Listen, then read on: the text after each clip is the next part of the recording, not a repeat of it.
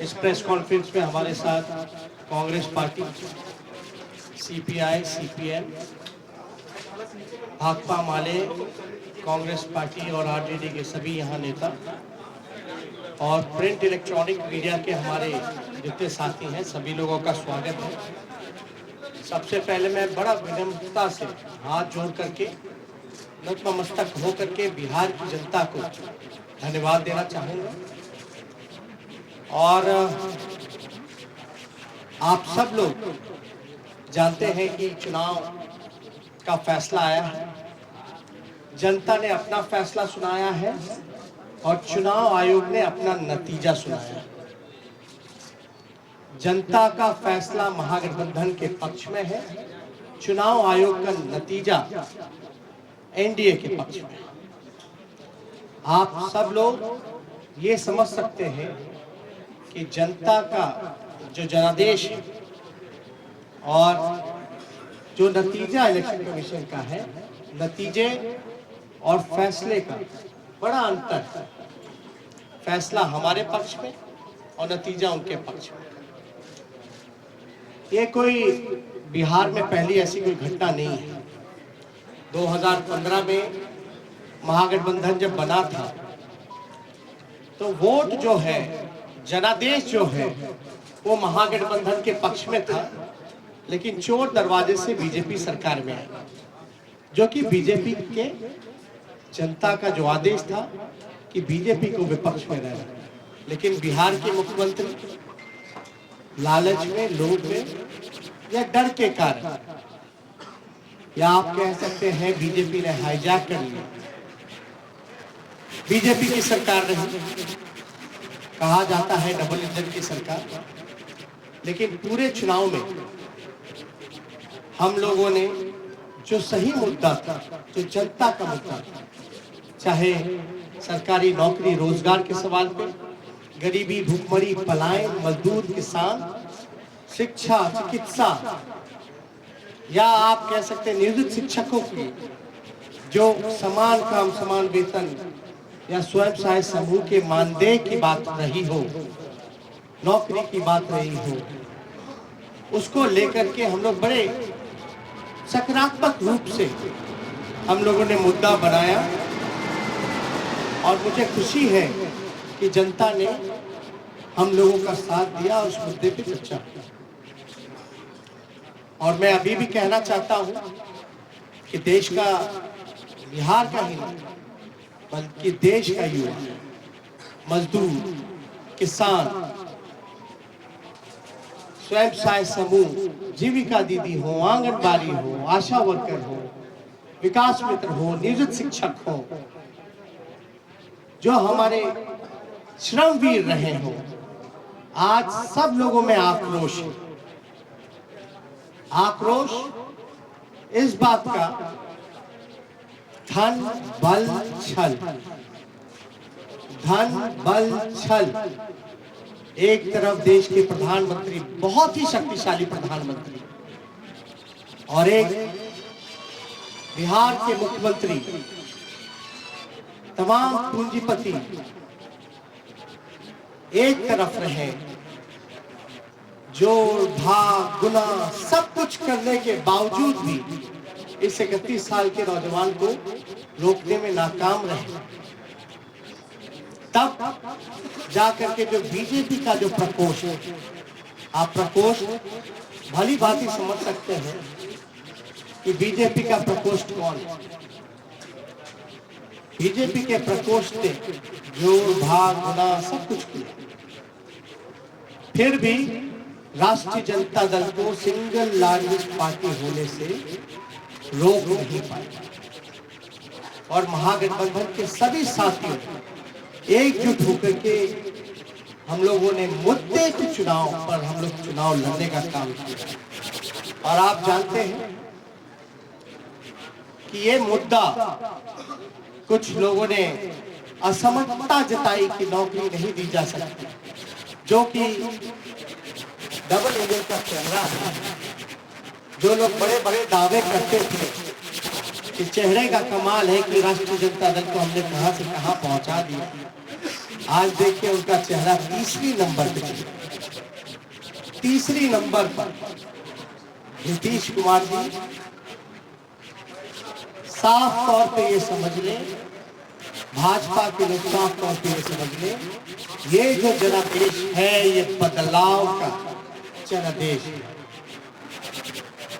अगर थोड़ी सी भी अंतरात्मा नैतिकता नीतीश कुमार जी में बची होगी तो ये जो कुर्सी पर बैठने का जो शौक है, जोड़ तोड़ भाग गुना करके जो बैठने का शौक है, कहीं ना कहीं से उनको जनता के इस फैसले का सम्मान करते हुए कुर्सी से हट जाना चाहिए।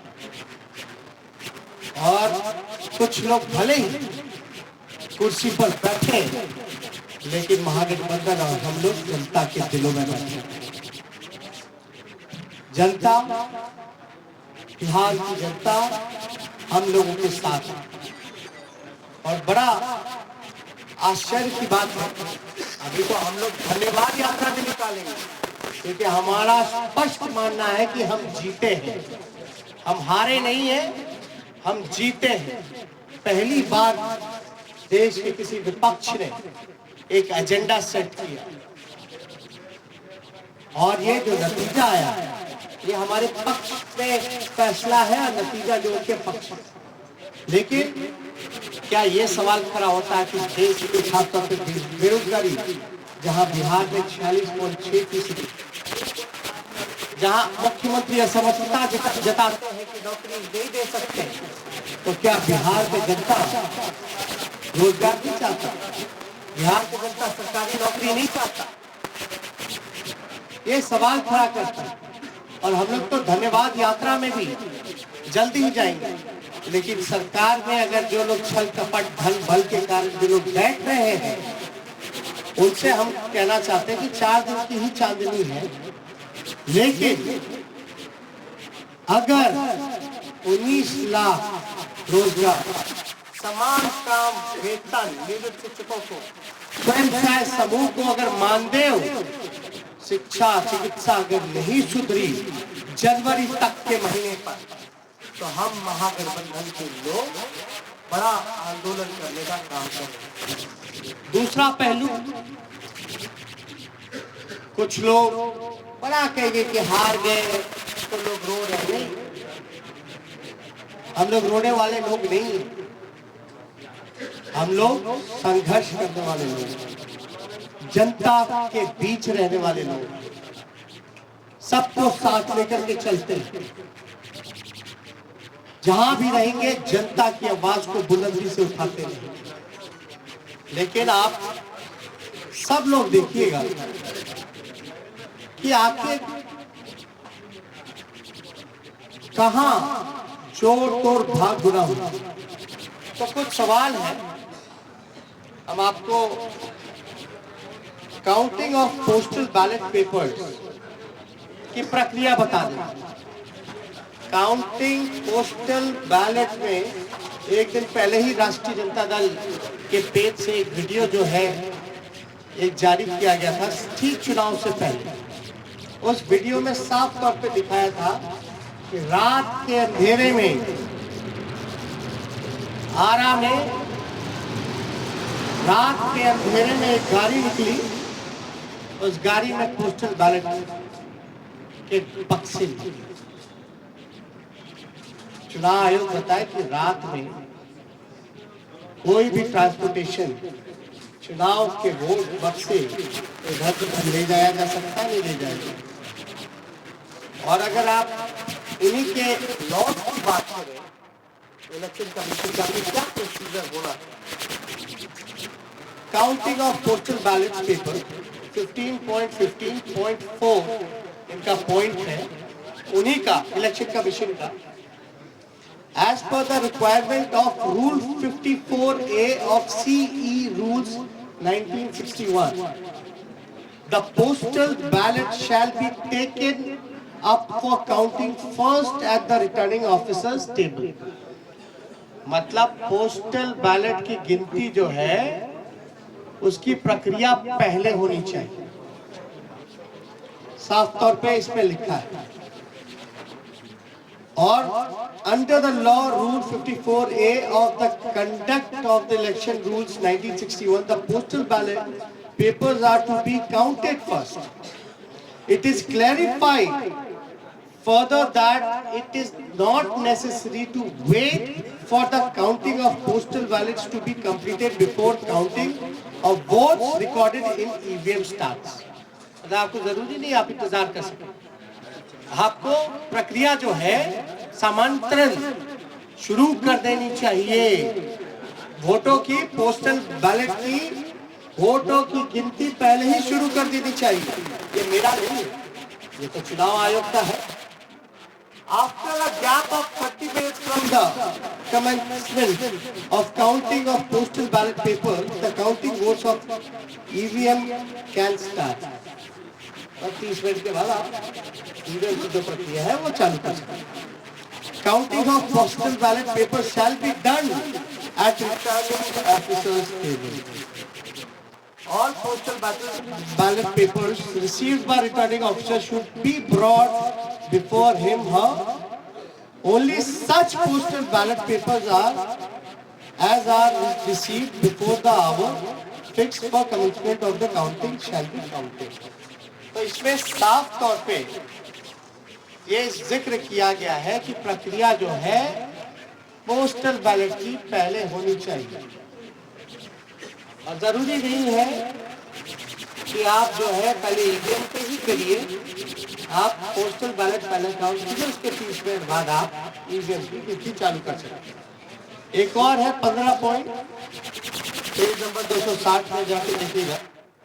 In case the victim margin is less than total numbers of postal ballot received, then there should be a mandatory re-verification of all postal ballots in the presence of observer and the RO.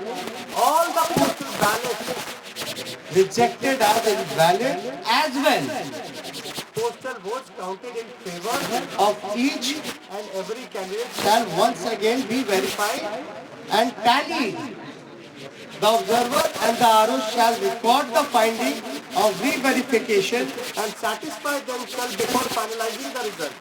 The entire proceeding should be videographed without compromising the secrecy of ballot, and the video cassettes CD should be sealed in a separate envelope for future reference. इसमें साफ तौर पे है कि आप चाहे postal जो invalid हो या वैलिड हो, आपको ऑब्जर्वर और इन सब के सामने जो है वीडियोग्राफी करा करके इसका सीडी जितना वीडियोग्राफ है, कैसेट्स है, इन सब को सील करके रखा जाए। और ये सील का जो ड्यूरेशन होता है ये बड़ा इंटरेस्टिंग है। चुनाव नतीजे के 40 दिन तक इलेक्शन कमीशन को ये अनुमति है कि वो पोस्टल बैलेट्स को जो है सील रख सकते हैं। आप शिकायत जो होगा आपको सेटिस्फाई करना है। You have to satisfy all the candidates whether they have doubt, because ये इलेक्शन कमीशन की ड्यूटी। अब एक और इंटरेस्टिंग डेटा आप लोगों को हम बताना चाहेंगे। एनडीए को जो कुल वोट मिला 1,57,728। मैं दोहरा दूं, एनडीए का जो कुल वोट है 1,57,728, जिसका प्रतिशत निकल के आता है ऑल ओवर चुनाव का 37.3।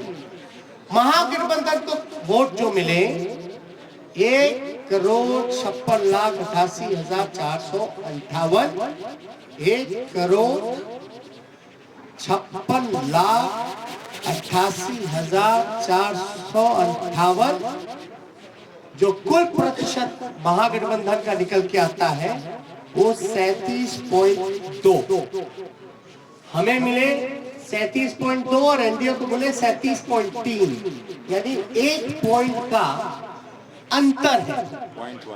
पॉइंट वन का अंतर है, जो कि अगर वोट में अगर कन्वर्ट करें तो ये 12,270 वोट का अंतर, यानी एनडीए और महागठबंधन का कुल वोटों का अंतर 12,270 का है। अब 12,000 में वो उनको 15 सीट लीडिंग पे है, आगे है। एक आश्चर्य की बात है कि 12,000 में वो 15 सीटें जीत गए। और याद कीजिएगा, अद्भुत आंकड़ा हम आपको और भी देंगे कि पोस्टल बैलेट्स वोट कौन देता है? जो सर्विस में है, ज्यादातर शिक्षक लोग हैं जो कि एजुकेटेड हैं, वो लोग हैं जो अब जागरूक लोग, जो जानते हैं कि वो पोस्टल से भी मतदान कर सकते हैं। और कई लोग ऐसे होंगे जो कई बार पोस्टल से मतदान किया गया होगा, एनवलप में करते हैं, बैलेट पे करते हैं। यानी जो जागरूक व्यक्ति है वही ये काम कर सकता है। आप एक पोस्टल को आप रिजेक्ट कर देते हैं, एक रिजेक्ट समझ में आता है, 10 रिजेक्ट समझ में आता है, 50 रिजेक्ट समझ में आता है। आप 900 पोस्टल वोट रद्द कर रहे हैं, 700 पोस्टल वोट रद्द कर रहे हैं, 500 पोस्टल वोट रद्द कर रहे हैं। और रद्द हो रही है तो ये चुनाव के उम्मीदवार का जिम्मेवारी तो नहीं है। रद्द किस वजह से किया गया और इतनी बड़ी संख्या में रद्द क्यों हुआ? जब हमारे कैंडिडेट्स ने जब मांगा रिटर्न में आरओ से कि लिखित में दीजिए कि आपने रद्द क्यों किया, आरओ की जिम्मेदारी है कि वो कैंडिडेट्स को सेटिस्फाई करे जो कि हमने आपको गाइडलाइन में बताया। और किससे पूछ करके इलेक्शन कमीशन ने गिनती जो है लास्ट में पोस्टल का किया और रद्द करने का काम किया। पहले क्यों नहीं काउंटिंग कराएगी? किसके दबाव में? अगर जहां भी पोस्टल अगर बाद में काउंट हुए हैं तो हमारी मांग है, क्योंकि 40 दिन तक सील्ड रहता है, रिकॉर्डेड होने चाहिए, वीडियोग्राफी लाइए, वैलिड इनवैलिड बैलेट पेपर्स को सामने रखिए और रिकाउंटिंग कराया जाए। ये हमारे महागठबंधन लोगों की मांग है, उस पर रिकाउंटिंग कराया जाए। हमारी जो हारी 17 वोट से, 12 वोट से, 50 वोट से, 70 वोट से, 100 वोट से, 150 वोट से लगभग 20 सीटों को हराया गया। ये कौन जवाब देगा? ये लोग बोलते रहे रोए रोए, लेकिन मेरा सवाल जायज है। चुनौती देता हूं बिहार के मुख्यमंत्री को, जो चोर दरवाजे से सत्ता हथियाना चाहते हैं, सत्ताधारियों को, कि पोस्टिंग पोल एक सवाल का जवाब दे कि पोस्टिंग जो हुआ है बैलेट का पोल जो हुआ है वो पहले होना चाहिए या बाद में होना चाहिए? वही लोग बताएं। मेरा सवाल, अब बाद में हुआ तो किसकी गलती? बस इतना सा मामूली सा सिंपल आंसर हम जानना चाहते हैं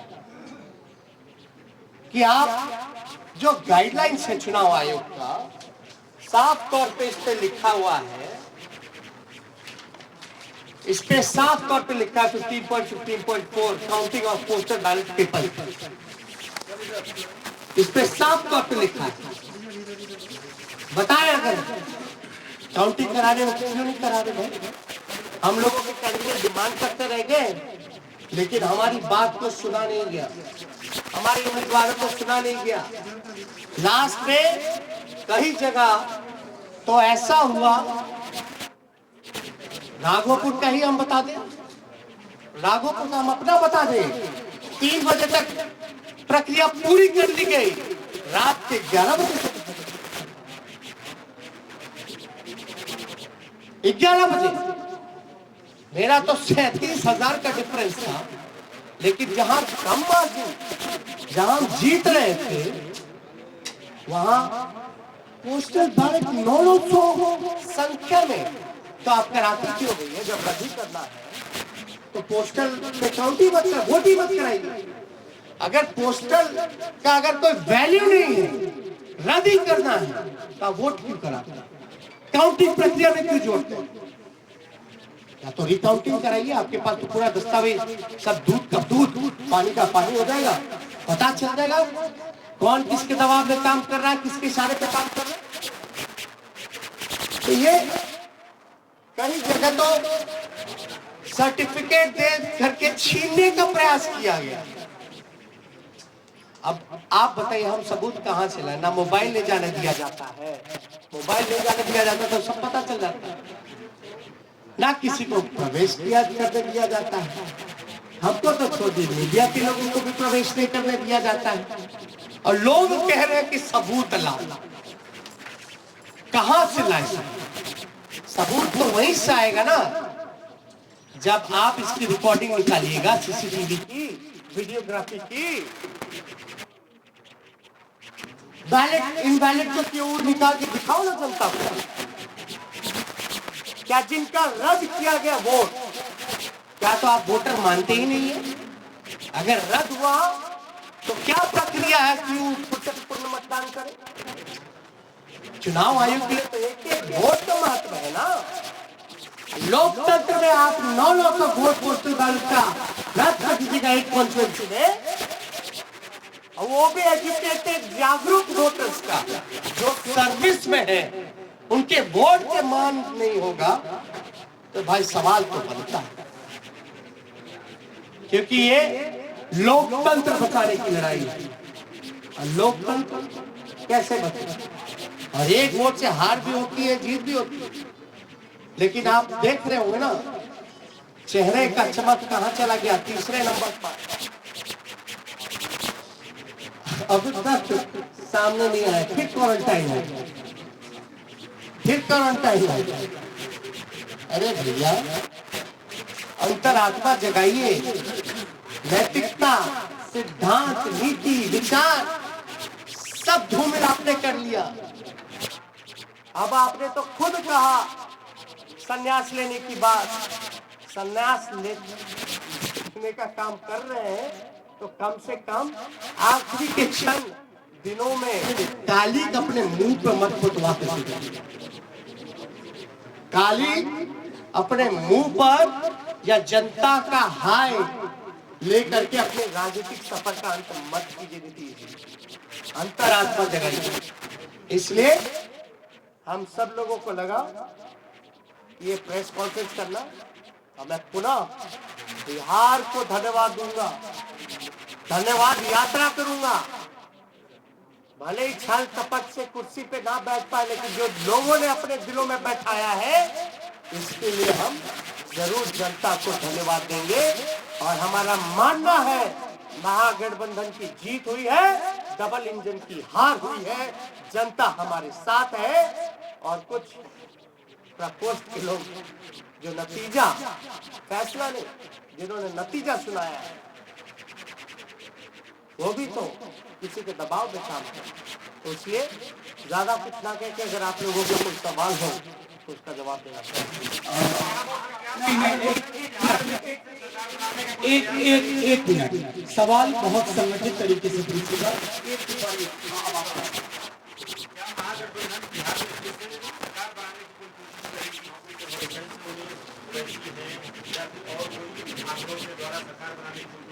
देखिए, हमने साफ तौर पर बोला, ये मैंडेट जो है बदलाव का मैंडेट है। ये जनादेश जनता ने बदलाव के लिए, तो जो लोग बदलाव के साथ हैं, इन चीजों को समझेंगे तो जरूर वो अपना फैसला लेंगे।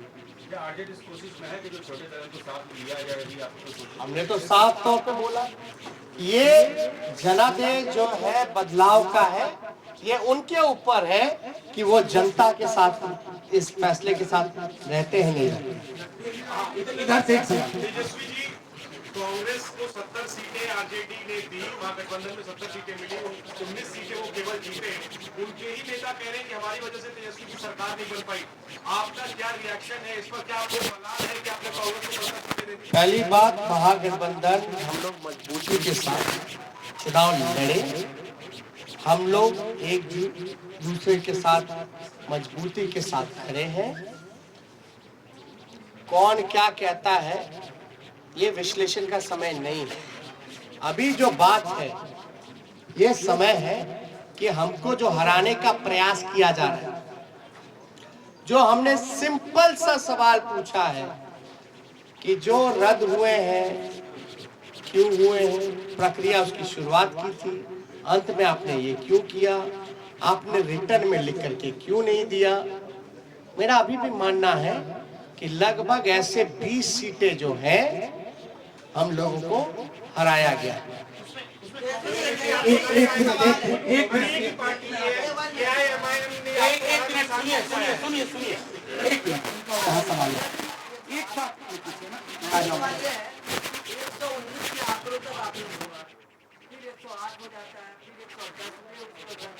हम आयोग 5 घंटे इसको लेकर क्या करना है, और कहीं ना कहीं ओवैसी में आपको जो है नुकसान पहुंचाएगा। देखिए, किसी के पास एक तो अपने ही गाइडलाइंस का, जब हमने आरा का एक एग्जांपल दिया कि रात में आप बक्सा लेके जा रहे हो आ रहे हो, वो क्या उचित है? क्या वो गाइडलाइंस को वो चीजें फॉलो करती है? वो तो एविडेंस हुआ ना, वो तो एविडेंस है। वीडियो में आपका आईडी कार्ड भी दिख जाएगा, बैलेट पे बक्से जो रखे हुए हैं स्टील के, उसमें नंबर भी दिया जाएगा, गाड़ी का नंबर भी दिख जाएगा। तो उसमें हम तो स्पष्ट रूप से मान रहे हैं कि हमको तो कम से कम 130 सीटें महागठबंधन को मिली है। 130 सीटें मिनिमम महागठबंधन को मिली।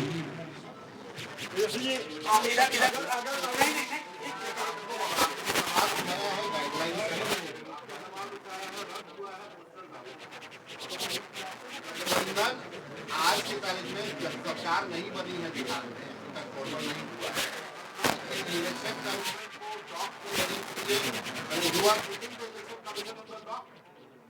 I have been asking simple question to release, to satisfy the candidates whatever their queries has. That's it. If they will not satisfy the candidates, then we might go to the court.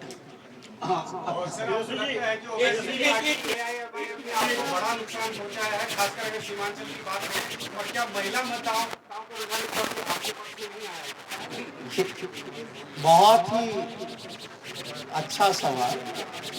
हम तो कह रहे हैं हम 130 seat जीते हुए हैं, हम तो बहुमत में आ गए, हम तो बोल रहे हैं कहाँ नुकसान पहुंचाया। दूसरी बात, साइलेंट वोटर, ये साइलेंट वोटर है कि इनविजिबल वोटर? और साइलेंट वोटर क्या बोल रहा है? आप लोगों को कौन बोल दिया कि साइलेंट वोटर ने एनडीए को वोट दिया? हम तो जानना चाहते हैं। तब तो साइलेंट वोटर रहा है। प्रधानमंत्री जी साइलेंट वोटर का जिक्र कर रहे हैं, उनके बच्चों लोग बड़ा वोकल होते थे, साइलेंट हो गए। और साइलेंट हो गए तो प्रधानमंत्री जी को कान में जाके बोल दिया गया, जब बोल ही दिया तो साइलेंट कहाँ रहे? ये साइलेंट वोटर थे ही नहीं, ये साइलेंट वही है जो इनविजिबल वोटर है, जो कि बीजेपी के प्रकोष्ठ है। एक वन बाय वन बन जाना। कहते हैं कि महिलाएं आज भी उनके साथ हैं, महिलाओं का साथ रहा है, इसलिए उन्होंने सत्ता वापसी कैसे करनी। दूसरी बात आप करें कि हमारे साथ न्याय हुआ है, क्या न्याय पाने के लिए विरोध कर रहा है कि बताएंगे आप लोग? देखिए, कौन किसके साथ है, कहाँ किसके साथ है, हाँ? लेकिन हमारे आंकड़े के हिसाब से जो कैंडिडेट वहां रहे, हम तो 130 पे हैं। हम तो ये कह रहे बिहार की जनता हमारे साथ है। आप क्यों जोड़ गुना भाग करा करके आप सरकार हथियाना चाहते हैं? पहली बात, महिलाओं की जहां तक बात आएगी, तो जब सरकारी नौकरी मिलता है तो इसमें महिलाएं नहीं है। आप देखिएगा महंगाई इतनी बढ़ गई तो क्या महिलाओं को किचन का सिलेंडर का दाम क्या है? घर का बिजली बिहार में सबसे महंगा है, क्या वो महिलाओं को असर नहीं करता? ये मतलब तो अगर पहले नुकसान होता था अगर शराब का घर का पैसे का तो 200 रुपए का, आज नीतीश कुमार जी की वजह से जो ब्लैक मार्केट बन गया है वही 200 रुपए से ज्यादा 500 रुपए का घाटा हो रहा है महिलाओं को। तो कहां से उनके साथ महिलाएं हैं? ये सब केवल एक स्क्रिप्टेड प्रोपेगेंडा चलाया गया है, और जो कि इस इलेक्शन में ये जितने स्क्रिप्टेड प्रोपेगेंडा चलाने की कोशिश की गई, अरे आपने तो देखा इस चुनाव में इतने शक्तिशाली पीएम हो, मुख्यमंत्री हो, अब शब्द भी मेरे को कहा, मेरे परिवार को कहा, फिर भी हम आशीर्वचन के तौर पर हमने चुनाव लड़ा। तो कहां से आपका देखिए सिंपल, मैं तो सत्ता में बैठे लोगों से भी पूछना चाहता हूं कि आप बताइए प्रोसीजर क्या है पोस्टल का, गिनती की क्या प्रक्रिया है, क्या वो फॉलो हुई है नहीं हुई? अगर हुई नहीं हुई जो भी छोड़िए अलग बात, या हमारे जो उम्मीदवार रहे अगर वो कोई क्वेरी इलेक्शन कमीशन को उस समय पूछ रहे थे तो उस समय इनकार क्यों किया गया, लिखित तौर पे क्यों नहीं दिया गया? और अब हम सभी उम्मीदवार जो है लिख करके इलेक्शन कमीशन को भेज रहे हैं, और हमको तो सीडी भी चाहिए, वीडियोग्राफी भी देखना है। इससे पहले कि मैं अगला सवाल तेजस्वी जी के लिए लूं, मैं एक चीज और उसमें जोड़ देना चाहता हूं। इस बार सबसे बड़ा पोस्टल बैलेट का आधार था नियोजित शिक्षकों की। बिहार सरकार और उसकी मुखिया को मालूम था कि ये पूरी की पूरी नियोजित शिक्षकों का समुदाय शिफ्ट कर गया है, इसलिए इनवैलिड करने की कोशिश हुई, और वो सब चीजें हम एविडेंस के तौर पर मांगेंगे और इनके जीते हुए लोग हारेंगे। और एक बात, इनवैलिड करने का कारण जो हमको संदेह है ये है कि पोस्टल की जितनी भी काउंटिंग हुई, एज एन एग्जाम्पल राघोपुर अगर लेते हैं, मेरे क्षेत्र का लीजिएगा, जहां हम 37,000 से चुनाव जीते हैं, जहां हम अच्छे से चुनाव जीते हैं, वहां भी पोस्टल में हम जीते हैं लगभग 3 गुना ज्यादा। एक एग्जांपल अगर रूनी सैदपुर का लीजिएगा सीतामढ़ी का, तो वहां लगभग जो है 15 से 20,000 वोटों से हारे हैं, 25,000 से हारे हैं, लेकिन वो हारे हुए 15 से 20,000 क्षेत्रों में भी पोस्टल में एक तरफा हम लोग लीडिंग की। यानी पोस्टल में जो मनोज झा जी ने कहा कि ज्यादातर पढ़े लिखे लोग शिक्षकों का, नियोजित शिक्षकों का रहा है, जिन मुद्दों के साथ हम समान काम समान वेतन दिलाने की जो बात कही थी, हमारे पक्ष में वो वोट मिले जिसको रद्द किया गया। और ध्यान से सहारा वाला भी पोस्टल बैलेट का ही बक्सा था रात का, तो एक जगह का पकड़ाया, लेकिन रात के अंधेरे में क्या क्या खेल हुआ, ये तो आंकड़ा जो है हम लोग डिमांड कर रहे हैं आयोग से। एक आखिरी सवाल। एक मिनट। अरे नहीं ऐसे वो हाथ पहले से उठाया, बड़ा सवाल है। और उनसे जब सवाल किया गया कि विपक्ष जो आरोप लगा रहा है उस पर क्या कहना है उनका, उन्होंने कहा कि हमने विपक्ष को कहा है। अरे भैया भाई सुनिए, समझ गए आप एक मिनट, गवर्नर चुनाव लड़ रहे थे क्या? नहीं, एक मिनट बात सुनो, गवर्नर चुनाव लड़ रहे थे क्या? चुनाव कौन लड़ रहा था? कैंडिडेट। इस गाइडलाइन में क्या लिखा है इलेक्शन कमीशन का? किसको सेटिस्फाई करता है, गवर्नर को कि कैंडिडेट? क्या सीडी दिखाए क्या? दे मीडिया को दे दे, अरे मीडिया को दे दे, सब देखे ना। Thank you.